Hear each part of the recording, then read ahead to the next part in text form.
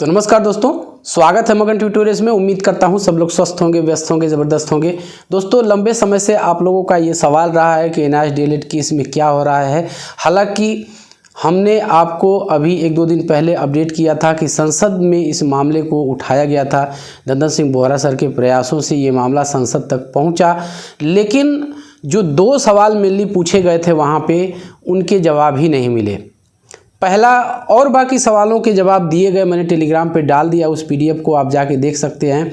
लेकिन सिर्फ दो सवालों के जवाब को हम यूँ कह सकते हैं कि स्किप कर दिया गया। उसमें से एक सवाल था कि गजट पब्लिकेशन का कार्य अभी तक क्यों नहीं हुआ, और उसी से जुड़ता एक और सवाल था उसमें कि एनआईएएस डीएलएड धारी जो अभ्यर्थी हैं उनको फ्रेश रिक्रूटमेंट में मौका क्यों नहीं दिया जा रहा है। लेकिन इन दोनों सवालों को हम कह सकते हैं कि नेताओं ने उनको टाल दिया और बाकी सवालों का जो है कि एक मिलता जुलता उन्होंने जवाब दिया। अब इस बीच क्या परिस्थितियां बन सकती हैं, क्या ये केस किस तरफ जा सकता है, आप लोग को पता होगा। इसमें मैं आपको एक चीज़ क्लियर कर दूं कि बिहार से भी एसएलपी दायर करने की कोशिशें की जा रही हैं, और हालांकि अभी तक मैंने प्रयास किया है कि पप्पू सर से हमारा संपर्क हो जाए, लेकिन किसी कारणवश नहीं हो पाया। तो वो केस भी एक उम्मीद की किरण मैं कह सकता हूँ यहाँ पे कि है, क्योंकि वो एसएलपी कई सारे राज्यों की तरफ से डाली जाएगी और संभावना हम ये लगा सकते हैं कि शायद एनआईएएस डीएलएड के सर्टिफिकेट को मान्यता मिल जाए।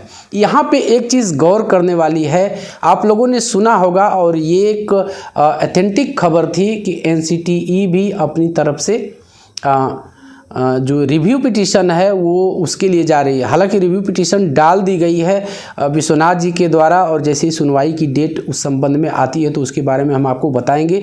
लेकिन एनसीटीई भी अपनी तरफ से एक रिव्यू पिटीशन डालने की तैयारी कर रही है। क्योंकि इसकी वजह ये है कि तमाम राज्यों की तरफ से, हालांकि उत्तर प्रदेश से भी ऐसी खबरें आई थी कि इलाहाबाद हाई कोर्ट में इस तरह का मैटर एनसीटीई के खिलाफ पिटीशन दायर करने की तैयारी है, लेकिन अभी तक उसकी डिटेल नहीं आ पाई है। इस बीच मैं आपको बता दूं, नंदन सिंह बोहरा सर के द्वारा दिल्ली उच्च न्यायालय में, दिल्ली हाई कोर्ट में एक एसएलपी दायर कर दी गई है एनसीटीई के खिलाफ। देखिए, जो भी हो उसमें आपकी गलती नहीं है, बच्चों की गलती नहीं है। गलती तो प्रशासनिक स्तर पे ही हुई है, चाहे वो प्रकाशन विभाग जो भारत का है या फिर एनसीटीई। इन्हीं की वजह से, इन्हीं की हम एक तरह से कह सकते हैं कि लापरवाही से आज एनआईएएस डीएलएड के जो बच्चे हैं वो कहीं न कहीं दोराहे पे आके खड़े हैं, उनका पूरा करियर दांव पे लगा हुआ है। लेकिन बोहरा सर के द्वारा दिल्ली हाई कोर्ट में इस तरह की पिटीशन दायर कर दी गई है। हालांकि अभी जो है डिटेल जनरेट नहीं हुई है। आप लोगों ने यदि उनका ट्विटर अकाउंट फॉलो किया होगा तो आप लोग को पता होगा, ट्विटर हैंडल पे उनके अपडेट है कि दिल्ली हाई कोर्ट के अंदर उन्होंने इस तरह का मामला दर्ज करा रखा है एनसीटीई पे। इसकी वजह ये है कि यदि कई राज्यों में इस तरह के मामले दायर होते हैं एनसीटीई के खिलाफ, तो जाहिर सी बात है कि उनको हर जगह अपना काउंटर दाखिल करना पड़ेगा।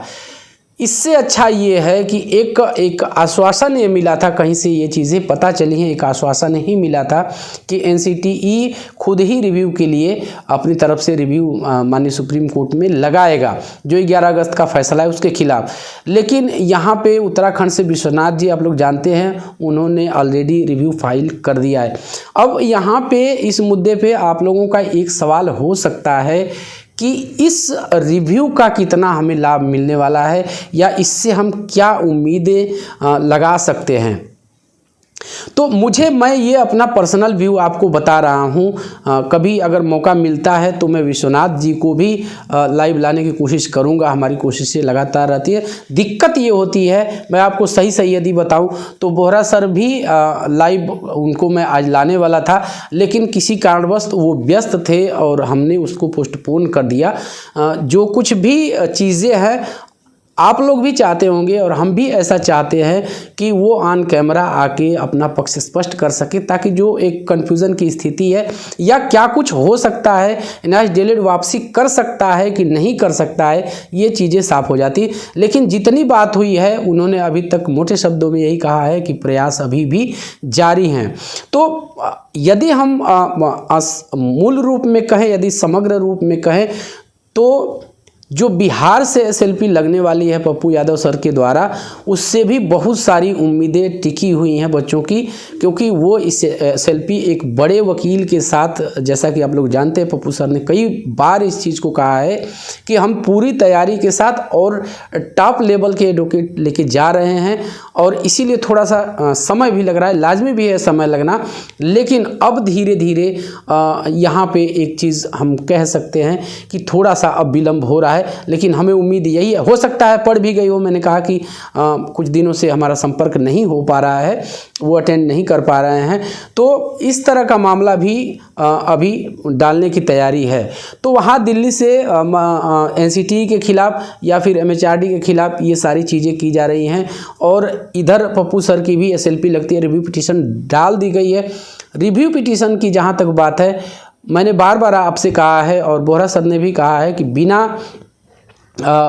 गजट पब्लिकेशन के रिव्यू पिटीशन लगाने का शायद कोई लाभ ना निकल पाए। लेकिन यहाँ पे एक चीज़ ये है कि यदि समन्वय के साथ, पूरी तैयारी के साथ तथ्यों को स्पष्ट किया जाए, ऐसा कम से कम, ठीक है आप फैसले को नहीं पलटते हैं, लेकिन मानिए सुप्रीम कोर्ट ऐसा कर सकता है कि वो निर्देशित कर सकता है अपनी तरफ से कि इसमें अभ्यर्थियों की कोई गलती नहीं है। गजट पब्लिकेशन जब सारी चीज़ें हो चुकी हैं, संसद से बिल पास हो चुका है, आपने खुद मान्यता दी है, तो फिर गजट वाला काम आप कीजिए, ऐसा निर्देश माननीय सुप्रीम कोर्ट एनसीटी को दे सकता है।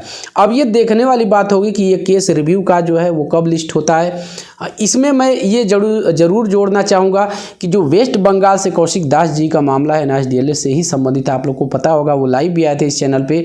उन्होंने बहुत सारी चीज़ें की हैं, और जिस तरह से हिमा कोहली जी के बेंच में इस केस की सुनवाई हुई थी, और अच्छे माहौल में हम कह सकते हैं सुनवाई हुई थी, इससे भी हम एक उम्मीद लगा सकते हैं। अभी आपको निराश होने की ज़रूरत नहीं है, 16 फरवरी को फिर से उसकी डेट लगी हुई है। इससे भी हमें एक उम्मीद तो ज़रूर है कि शायद वहाँ से भी हमें कुछ रिलीफ मिल जाए। हालांकि वहाँ से जो फैसला आएगा, एक बात आप लोग ध्यान में रखिएगा कि जो इस चीज़ को कौशिक जी ने भी बार बार बताया था कि जो वेस्ट बंगाल की जो बेसिक का जो सर्विस रूल है वो डिफरेंट है, वहाँ 2 साल का बाउंडेशन नहीं है। लेकिन यदि एनआईएस डीएलएड को वहाँ फ्रेश रिक्रूटमेंट के लिए भी वैलिड मान लिया जाता है और इस तरह का आदेश आ जाता है, तो मान के आप चलिए कि कुछ मॉडिफिकेशन के साथ ही सही फिर से एनआईएस डीएलएड को पूरे देश में लाभ मिलने वाला है। तो ये सराउंडिंग्स हैं दोस्तों, ये सारी चीज़ें चल रही हैं। आने वाले हम कह सकते हैं कि हफ्ते भर के अंदर आपको कुछ न कुछ इस तरह का संबल, इस तरह का न्यूज़ हम कह सकते हैं, इस तरह की उम्मीद कह सकते हैं, वो मिल सकती है, जिसको देख के ऐसा लग सकता है कि अभी एनआईएस डीएलएड वैलिड होगा और वो आपसी करने की स्थिति में है। तो हमारी शुभकामनाएं आपके साथ है। हम खुद ईश्वर से प्रार्थना कर रहे हैं कि किसी तरह से ये सर्टिफिकेट वैलिड हो, क्योंकि इससे जुड़े अभ्यर्थियों की संख्या कम हम नहीं कह सकते। 12 से 14 लाख अभ्यर्थी हैं, तो ये संख्या बहुत बड़ी संख्या होती है। आवश्यकता इस बात की है कि इसके लिए प्रयास जारी रहे। तो आज के लिए यही था दोस्तों। इस संबंध में फर्दर कोई भी अपडेट आती है, एक बार आपसे और कहूँगा कि यदि लेटेस्ट आपको चीज़ें जाननी है तो आप बोहरा सर के ट्विटर हैंडल को फॉलो कर सकते हैं, क्योंकि देखिए हर छोटी से छोटी चीज़ के लिए वीडियो हम भी नहीं बना पाते हैं, समस्याएं रहती हैं, तमाम अपने पर्सनल वर्क भी होते हैं। लेकिन चूँकि आप लोगों से लगाव है और इस केस से लगाव है आप लोगों के थ्रू, तो ये चीज़ें थोड़ा सा करना ये रहता है। लेकिन फिर भी हर एक छोटी से छोटी चीज़ के लिए वीडियो बनाना संभव नहीं हो पाता। लेकिन मैं इतना ज़रूर कहूँगा कि अभी आप लोग को निराश नहीं होना है।